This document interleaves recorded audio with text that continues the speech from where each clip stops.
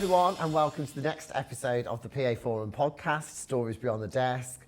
My name's Dan Skermer, and I'm delighted today to be joined by a wonderful guest, Helen Martin from Aggrandise VA. We're going to dig into titles a little bit later on because we've just been talking about that just before we started filming the podcast. But Helen, thank you so much. I called you last week and I was like, Helen, please will you come onto the podcast? And she kindly said yes. And I'm very grateful because I do know it takes a lot to be able to come in and be able to share. So thank you so much. No, you're welcome. Before we crack on and talk about you, your business, I want to just hear a little bit about Helen and who Helen is. So tell us about your family. I know you've got a really close family. Yeah. And you were saying that your daughter, she likes to go over and spend some time. She's actually in Spain right now. Is she? Yeah, so my parents live in Spain, and I probably get to see them about 4 times a year. Yeah.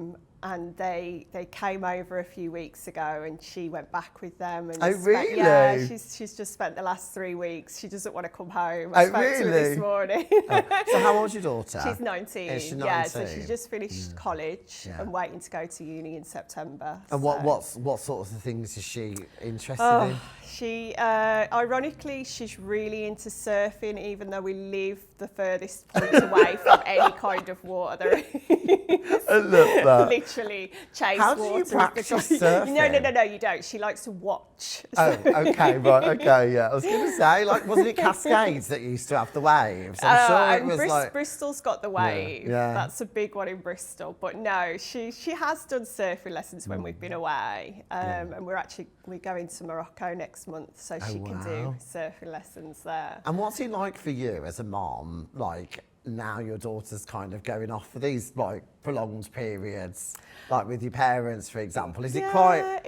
I'm just jealous, to be honest. Really? I'd like to be going over for 3 weeks at a time. Well, the business you've created, I guess, gives you the opportunity if you wanted to. Much better flexibility, and I do, and that's one of the bonuses of being a virtual assistant. And I say that lightly now because at the minute, I seem to be more in person than I'm virtual, but when I am virtual, I do love to spend my summer there and it's home from home. So what's your interests? Like, what do you do, like, to switch off? Like, because it must be quite difficult for you to switch off. Yeah, sometimes. I think it is for anyone who runs their own business. Yeah. It's not, we talk about how business gives you flexibility and options, but really we're always on. We're never switch off. It's very true. Literally, that light is constantly. Literally, yeah. I will go to bed tonight and that is still on in my head, like literally. There isn't a minute where,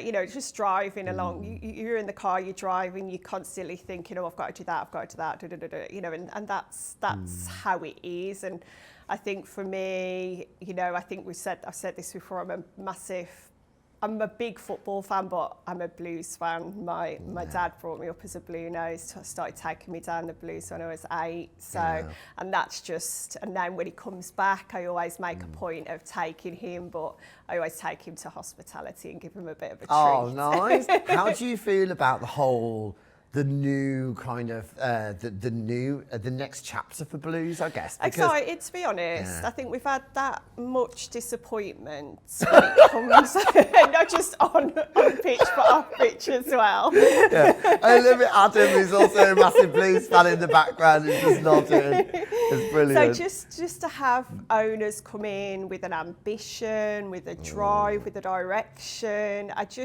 and not just for the club but for the city as a whole, for the community, because I think they've kind of, in a way, and when you go to Blues now, well, for the past couple of seasons, since they introduced the fan parks, and they've really brought the community vibe back to the club. Yeah. And you see that at like grassroots and non-league, but it's really rare that you see it at like professional level, and it's nice to see it. Yeah. My brother-in-law, Michael, hi. He's very much a blue nose, and so literally their wedding, there was a massive presence there. No way. Yeah, so honestly, but I think just as a fellow Brummie, I don't necessarily follow football so much, but what I am passionate about is anything that happens for us in our region. And you see the enormous work that's gone on in the redevelopment of Aston Villa. And I think, but actually when you see the CEO of you know, who's really investing in blues and what they are going to completely transform our city. They 100% are. And the transformation project that they've got will absolutely transform. The regeneration of the area will just be huge. Yeah, it makes you even more proud to be a Blue Nose fan. 100%. Well, it's really interesting actually that we talked about football first, because when Helen and I were just chatting beforehand, we were just talking about, you know, I'm really intrigued as to, you know, going into exactly what you said. You're always, as a self-employed business owner, you are always on. And I think your story and your journey as to how you got to be self-employed, I think and to actually, when you hear the start of this and where Helen's ended up now, is absolutely fascinating. So, but it does start with, you know, you were just sharing how you were in quite a difficult place, weren't you? Yeah. I'd been in the role at the time that I was in for 15 years, and it had become quite. Throughout my career, whatever position that I've gone into, and it's always been administration, but I've always progressed throughout the organisations into more of like a senior level role within administration. So in my last role, I was a director of the administration services, a member of the senior leadership team, and it was high pressured, it was long hours. And strangely enough, when I had my daughter, I mean, my daughter's 19 now, so that'll give you a bit of a time frame. But when I had my daughter, I actually looked at being a virtual assistant because I thought, how am I going to go back to working in such a high pressured environment and being a mum, being a new mum? And it just, as daft as it sounds, I know it sounds old, but the internet wasn't what it was, what it is now. Well, I know. I was going to say to you, even when you mentioned, you know, your daughter's 19 years old, you were thinking about becoming a virtual assistant. I've only been in this you know, profession for about 10 years, but virtual assistants, when I first started 10 years ago, wasn't a terminology. So 19 years ago, when the internet wasn't what it was then. And I looked and I researched, because I am a researcher, I am a planner, it's in my bones. And I looked, and it was literally just really London based, and it just didn't seem to be available around anywhere outside of London, which is ridiculous when you consider it's a virtual job. Absolutely. It just seemed to be acceptable there, but to work from your home or to work from a home office, and not within an organisation. So can I ask, when you had your daughter and then you went back to work, because I think sometimes what we don't talk about very often is becoming a mom and trying to get back into your career again. Yeah, that must be quite challenging. That was when really it all started to shift, sadly, because my daughter was not well for the first 5 years of her life. She was born with severe food allergies. As you know, it doesn't sound like a lot, but when you're literally allergic to everything, well, the thing is, it was huge, and we were in and out of hospital. We were at Birmingham Children's Hospital. How do you even? The only way sometimes you know that is because of a real severe. Yeah, she would have anaphylactics, and we'd have to call an ambulance, and it was very, very difficult, and it was hard then. Going back into work at 6 months, I mean, literally, we'd spent a week in hospital, and I had to go back off maternity the next week. God. And to do that, it was just hard. She had 6 months off as well. Yeah. Wow. So it was she, like I say, through that period of time, it became very obvious that they were not that kind of organisation that supported parental leave, you know, it was difficult, and it had a massive effect on me and my self-confidence, my self-belief, because I began to doubt, is it my ability to do my work or is it the circumstances that I'm in? Yeah. and it really chipped away at me. And at that point, I thought, right, I need to look for something else, which I did.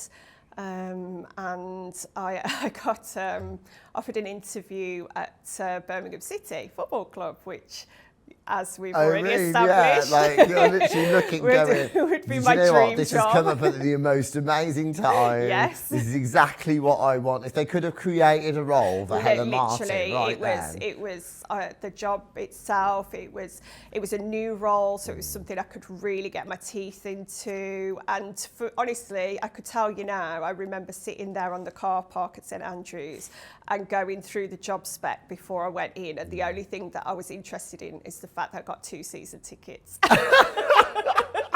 I was like, amazed. No, yeah, exactly. But also, you were probably going through that thinking, I could just do this job standing on my head, probably, like with all the experience that you've got. Yeah. What was the role actually for? Can you remember? Yeah, so it was, they were setting up the community foundation for the club. It was quite a new initiative for football clubs around that time, where they were really trying to get back to the heart of the community, if you like, by setting up different initiatives, and it was supporting the director of that. So what I loved about it, because I'm very, like I said, I'm very organised, planning, systems, research, because it was a new role and because it was quite a new initiative.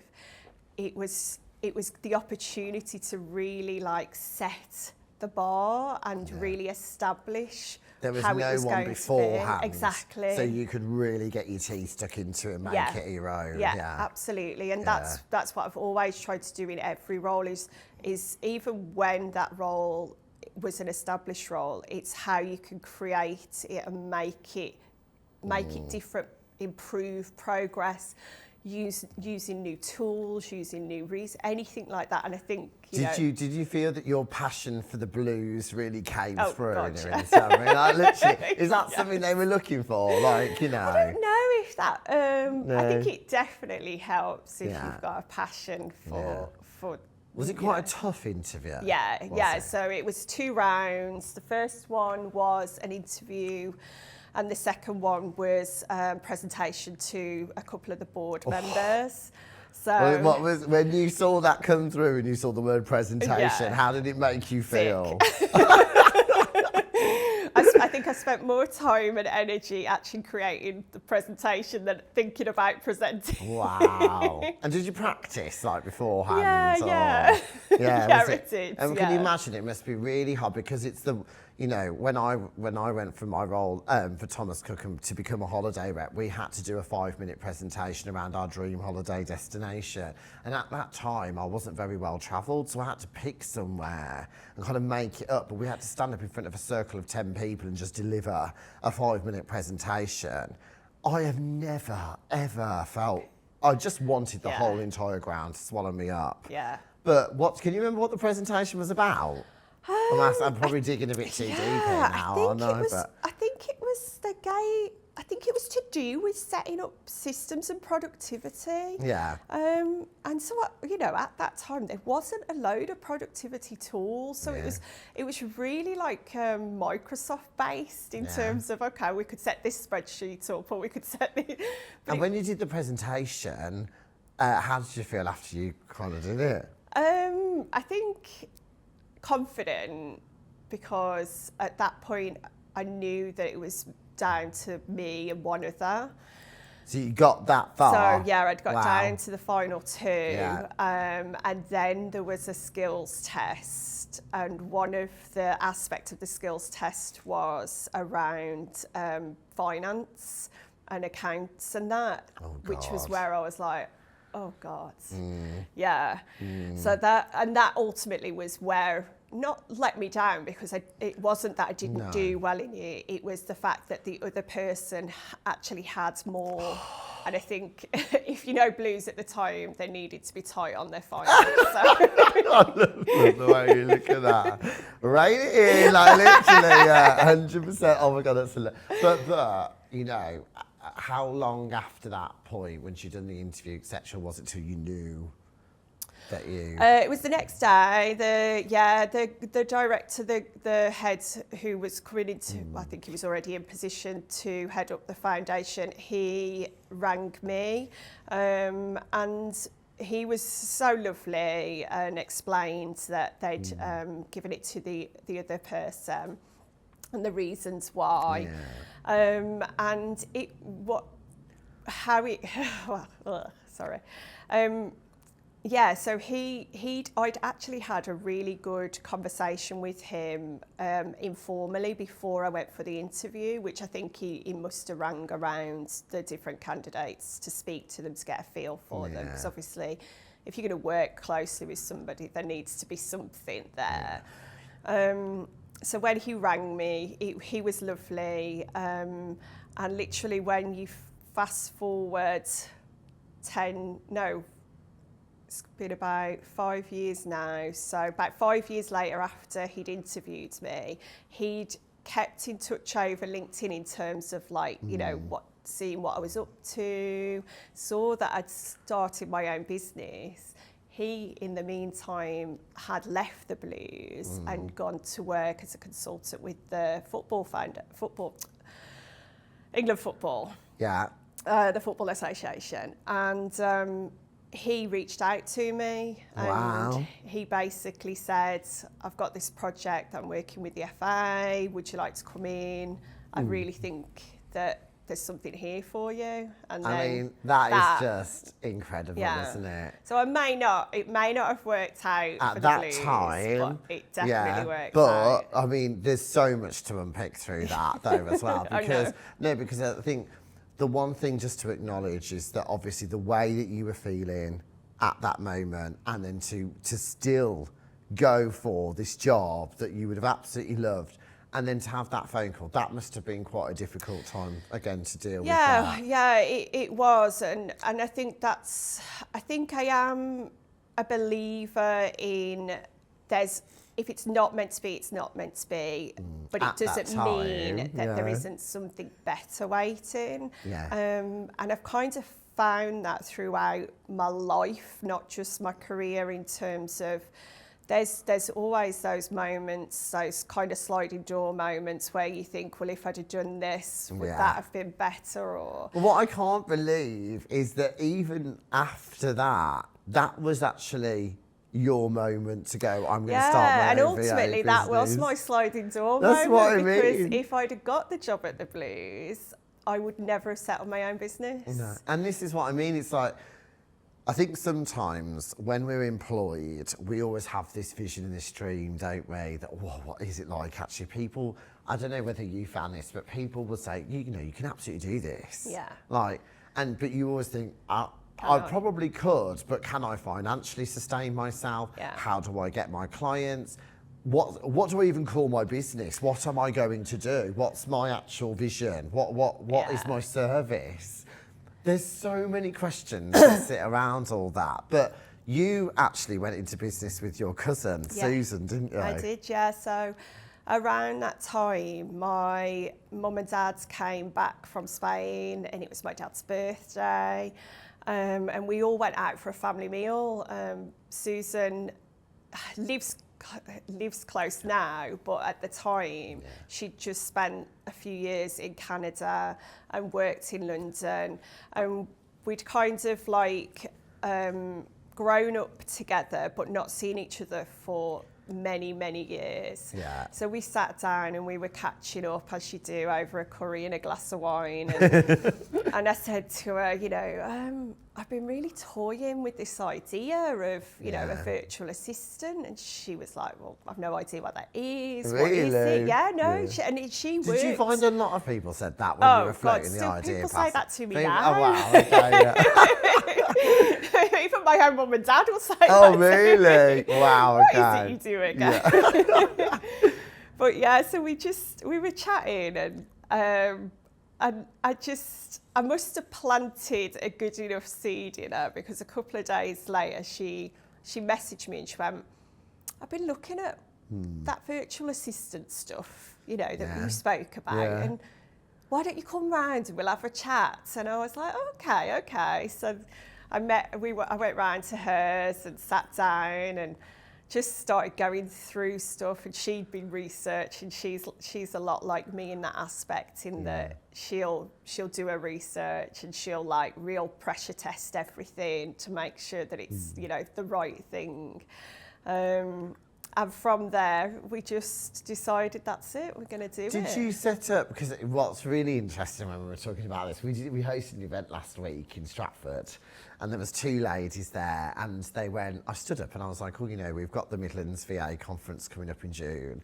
And they asked me at the end, they went, can we have a chat with you? And they were like, they both work together for the same company and they're both VAs, and they went, actually, we quite both fancy setting up a VA business, but setting it together. Yeah. Did you set it up together, or did you set up individually but work together? No, we set up a limited company from the beginning. Wow. And it's kind of indicative of the way that I work, in terms of I will always be looking at the bigger picture. So to me, I knew that I wanted to build something big.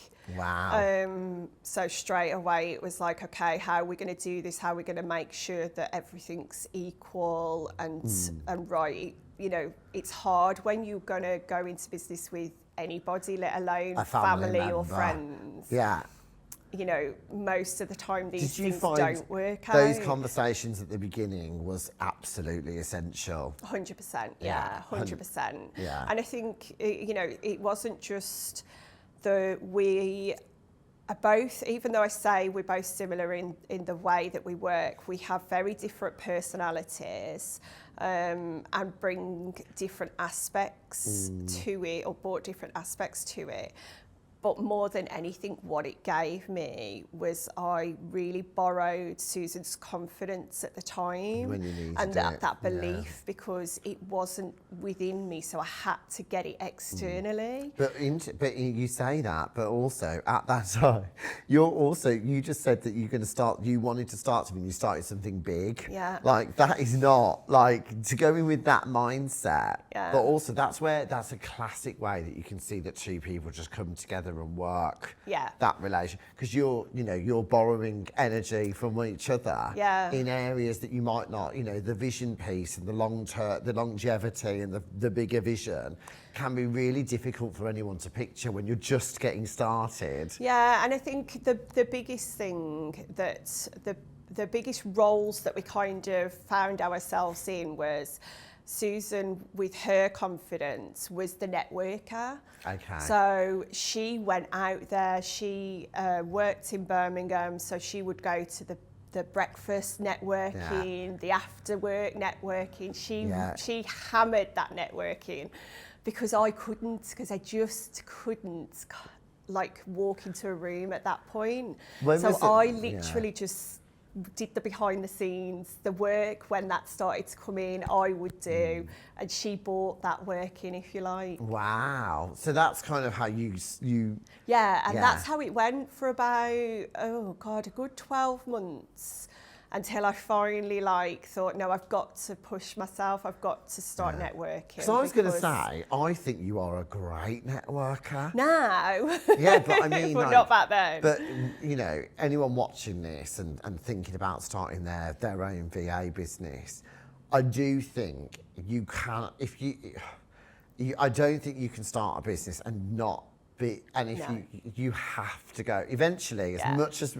we can be taken kicking and screaming to a networking event, but you've got to, haven't you? All the SEO, all the social media, all of that is great, but people buy people. Yeah. And if you want to stand out, if you want to, set yourself apart from there's a lot of VAs in the VA industry now. So to set yourself apart, they've got to meet you. They've got to get to know you. And I think as well, what I love about networking is, I turned up to a networking event the other week. I walked in and I literally did a 180 and I went straight back out again. Because I sat there and I thought, why am I here? So am I going to meet anyone here tonight that actually is somebody that, it was such a big networking event, everyone was talking to each other, it was pretty much impossible to break into. Yeah. I could hear other people slagging each other off in different circles and then turning around to somebody going, hey, you know, as if like it's... And I just thought to myself, this is not really where I want to be or want to put my energy or my time. But there are some that I cannot wait to go to next time. Yeah, I think it's interesting because the very first networking group that I became a member of, I wouldn't touch with the barge pole now in hindsight, but for that 12 months, it gave me a confidence because it not when I say I wouldn't touch with the barge pole now, because now I would walk in and I would look around the room and I would say, what am I going to get out of this group of people? Not that they're not nice, no, but they're not got the businesses that I want to work for. Yeah, and that's because you've you've redefined and reevaluated your business. Absolutely, but at that time, because it was small enough I could feel comfortable in, but big enough that there was different businesses that I could get to know and understand and kind of just like craft myself a bit more, do you know what I mean? But also, was it one where you had to do a 60-second pitch? Oh God. And then your 10-minute presentation. And literally, when somebody says to you, you need to do a 60-second pitch, what was like... I think it's so hard, isn't it? It really is. You do it, we do it. Yeah, and literally, I remember the first time I did it, I was literally shaking with a piece of paper, like, oh my God, read this word for word. Yeah. And then you sit down and you think, I have no idea what I've just said, like, at all. But it was helpful because it helps you to build your confidence back up and you could identify. And at the end of that 12 months, I left because I knew that it wasn't a group that was going to grow my business. It had grown me, but not my business. Do you feel sometimes that VAs are underestimated in terms of their... the reason I say that is because I am classed as my business a one-man band. Yeah. Now, I used to be hugely involved with our National Association for hospitality sector. I'm not actually, I am now because I've really banged the door down and kind of, you know, said I should be here and I want to be here. But I found I was kind of excluded from quite a lot of stuff because I was a one-man band. Or people would walk into a room, see that I was a one-man band, and not really be into, I'd see that they would instantly turn away or be turned, you know, kind of, you'd see the glaze sometimes.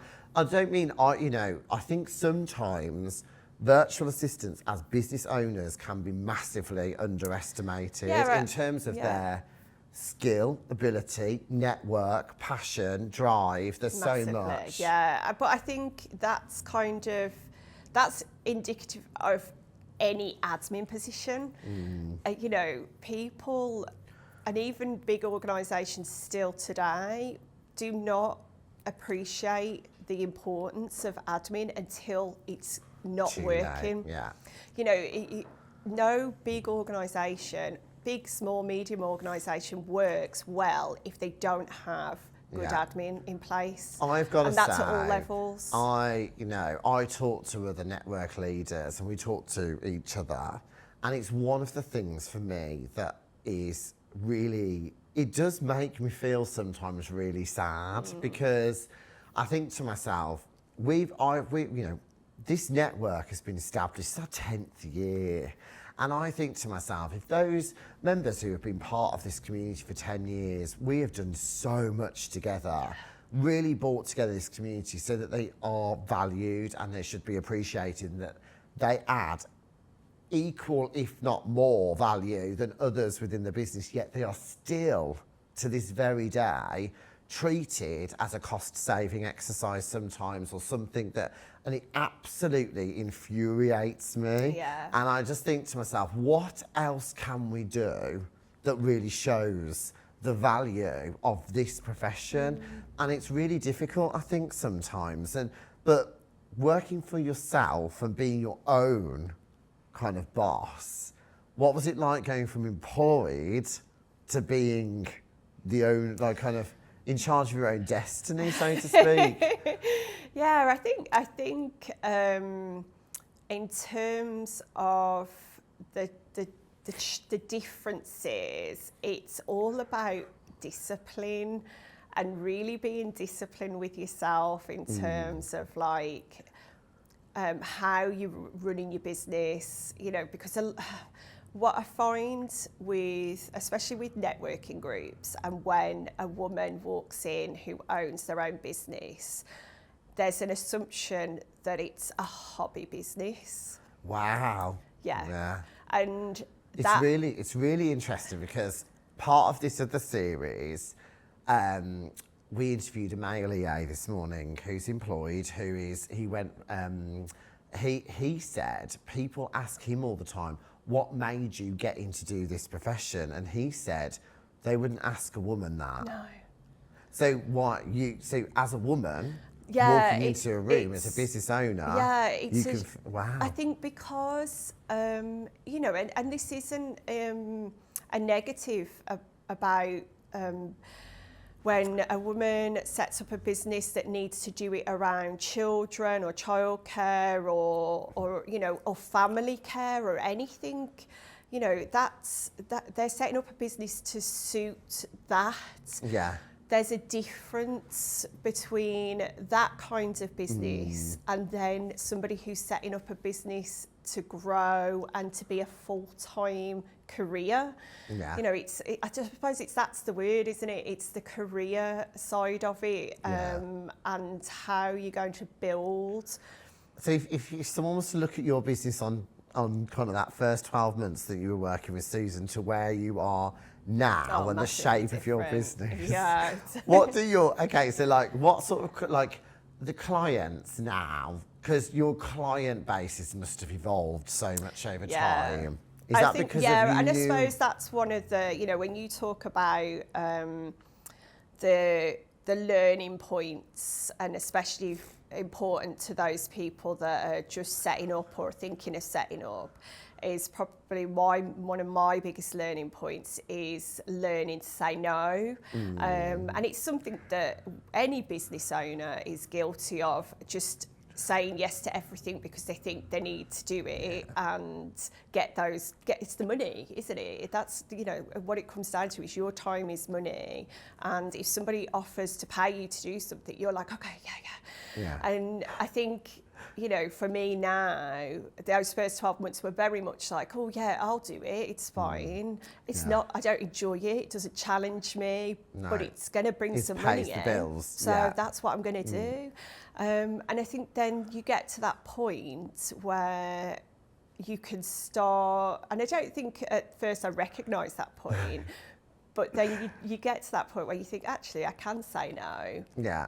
And I can be a bit more, okay, does this align with what I want to do? Is it going to challenge me? Am I going to enjoy it? And do I like the person on the other side of this call enough to want to work with them? Well, it's because obviously when we spoke on the phone, I think as well, there's almost a balance. I think sometimes the first people that you work with, almost like, there's times when I've said before, and I haven't said this necessarily to the client, but I've been like, God, that piece of work at that time saved me. Yeah. Like, I really needed money. There was a time last year I lost all 5 clients at once, and I was like, but a month later, after I really got my head down and really got on with it, I managed to find something else. Yeah.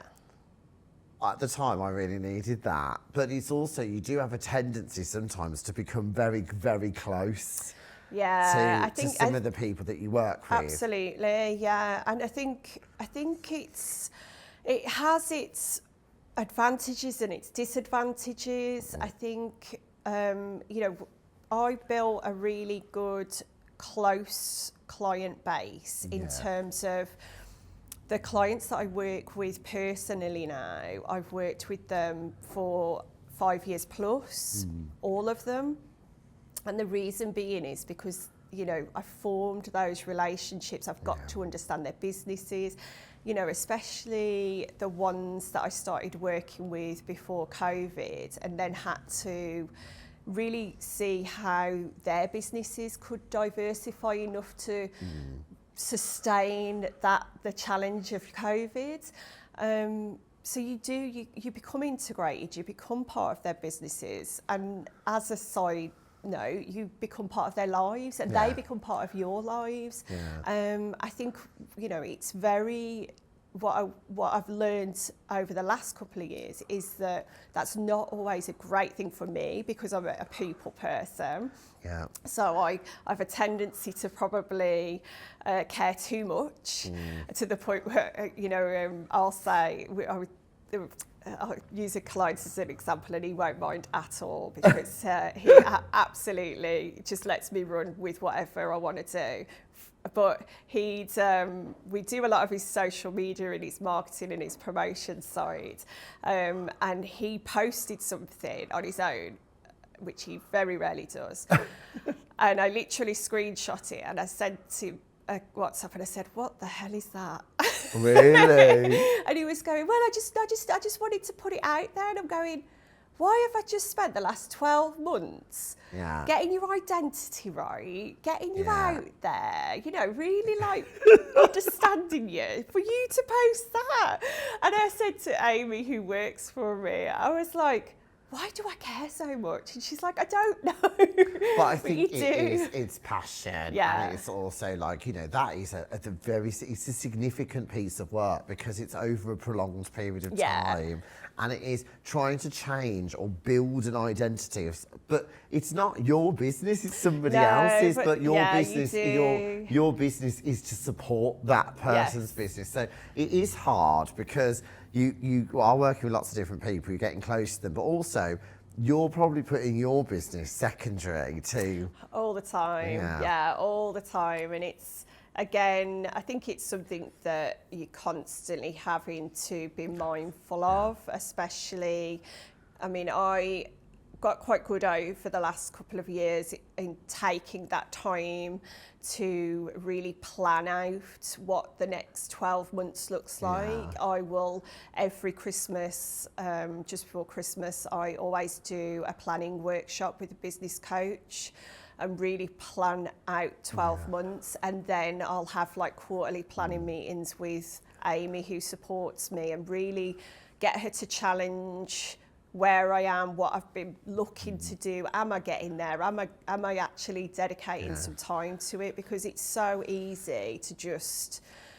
put your business to one side. Yes. And just concentrate on everybody I've asked else's. you, haven't I? Yeah. Helen's helped and supported me before, because I'm like, what do we do with the membership of PA Forum? How does it look? How does it work? And it's really, I find it so hard, don't I? Yeah, and you know, even with, I think I've had 3 coaches, and I still find it really difficult. And I think it's because I've always struggled to kind of visualise that. But I think it is so important to have that time for your own business and for you. But also, have you ever had to sack a client? Yes. Well, some people call it the client cull. Some people call it sack the client. But is that... I think from the beginning, when I start working with somebody, I have a discovery call and we go through what they're looking at, which often doesn't end up with what they get because it just grows. But what I always say to people is that a VA should never be a cost to your business. It should be an investment. And if your business isn't growing, or not just growing, but if your business isn't and developing, whether that's financially or just like in services, then maybe we're not the right fit for you, because it isn't a one size fits all. You know, just because there's 10 VAs in a line, not one of them is going to be the same as the other. So it is always important that you've got the right skills and the right personality to work with people. But when I say that about the investment side and the cost versus the cost, when I can see a client is spending a lot of money on my services, but I can't see how it's having a positive effect on their business, I don't like that. And because it doesn't sit with me and my morals and my values. So do you reflect on whether Because I think if that was your business and you were working with someone, you would want them to be proactive and say the same 100%, to you, don't you? So a couple of years ago, I had to sit down with one of my clients that I'd worked for like 4 years. And again, we'd become really close. I'd attended things with and we were really good. We had a really, really good working relationship. So I felt that I could sit down with her and say, look, you know, you've spent a lot of money over the last few months on my services, and you either at that point where you need to employ somebody, which is going to be more cost effective, or we're just not doing the right things for you, because she was so unsure of where her business was going at that time. I just didn't feel, I felt she needed to step back and look. So we had that conversation, and she was like, no, I couldn't do without you, and then it went on for another couple of months, and I just thought, no, if she doesn't want to do it because maybe of the way she felt about the relationship, so I had to just say, it's hard, it was so difficult. Yeah, because what you're trying to do is basically encourage her to. She could have paused, taken the time to kind of step back. You were trying to encourage her down. Yeah. But I think she probably didn't want to lose you. But at the same time, because the relationship's there and you supported each other so it must, I can imagine it must have been a really difficult. Oh, it was so hard, because she took it so hard. And when it becomes like, when it's felt personally, even when it's not meant personally, it then had that effect on me personally. And I was like, you know, questioned my decisions and my judgment. And it took me a good 6 months to process the whole thing. And I didn't take on a client to replace her time, because I was very like, I just needed to sit with it for a bit, and really make that conscious decision for my next move. Yeah, and so, I mean, also because I'm really keen to make sure that anyone who's watching understands the associate model that you work with. So virtual assistants can work with associates, and you work with 2 great associates, don't you? Yeah, I do. So, I mean, rewind a quick story. Susan left the business 3 years into it because she'd got a great job at West Midlands Combined Authority, and was really moving up the ranks. And it was at that point where it was like, you've either got to come on board full time, and something's got to give. So she was like, no, I this is what I want, so I'm going to do this. And that was absolutely fine. So, but then that kind of made me go, right, okay, it's too big for me. What's my next step? Yeah. And it was taking on my first associate, which is Amy. So Amy's been with me now for 5 years. And just so anyone watching it to understand an associate, so Amy is a self-employed virtual assistant, and she contracts to me and does my client work, but through me, if you like. There's many different ways that virtual assistants work with associates. Some just hand the client over and they work together, but the client obviously pays me and it goes through. With Amy, she because she was so new to being self-employed as well, I kind of became like her comfort and her mentor to guide her through it, which has been lovely. But also it's for you to pass on, so, you know, you can help her a lot with a lot of the stuff that a lot of the things you've learned in those years, she wouldn't have to necessarily experience. One of the clients that I'd worked with for quite a number of years, again, he was just going into a different avenue of the industry that he was in. And I was like, you know what, I'm not really getting anything out of this anymore. I could carry on doing it, but for what? Yeah. So, and I said to Amy, I said, look, you know, why don't you work for him directly?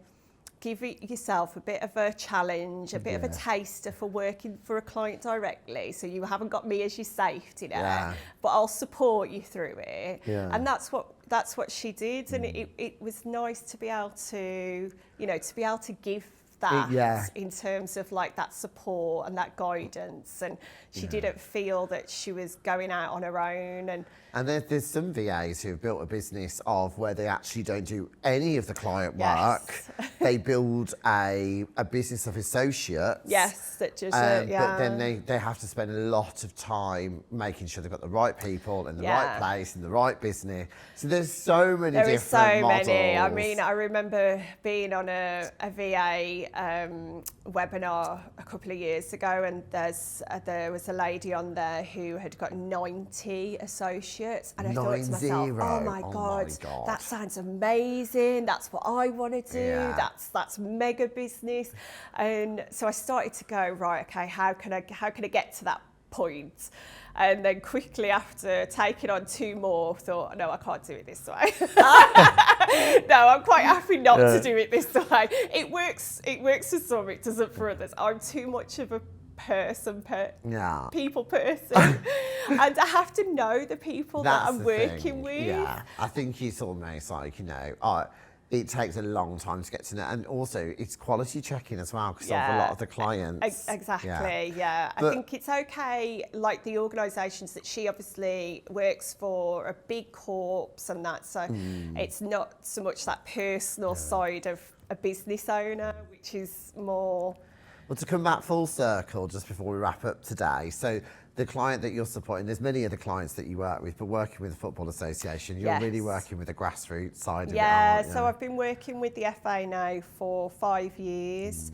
And that in itself has grown from working with in the grassroots division to working with different teams, so working with like the regional, the county FAs, the discipline within the FA, with the clubs and facilities team, and I absolutely love it. I get to go to Wembley a lot. I get to I know you've organised enormous international Women's Days events with another client, and you've got the FA on another side, which is, and you've just learned, you've just done a course where you can now deliver AI training as well. Yeah, so that's my next goal is. Sorry. No, it's all right. That stems from being at a VA conference. So the VA conference that we did at Aston, and Heather Murray came in, and she absolutely blew everybody away with her AI fun on techies, and I thought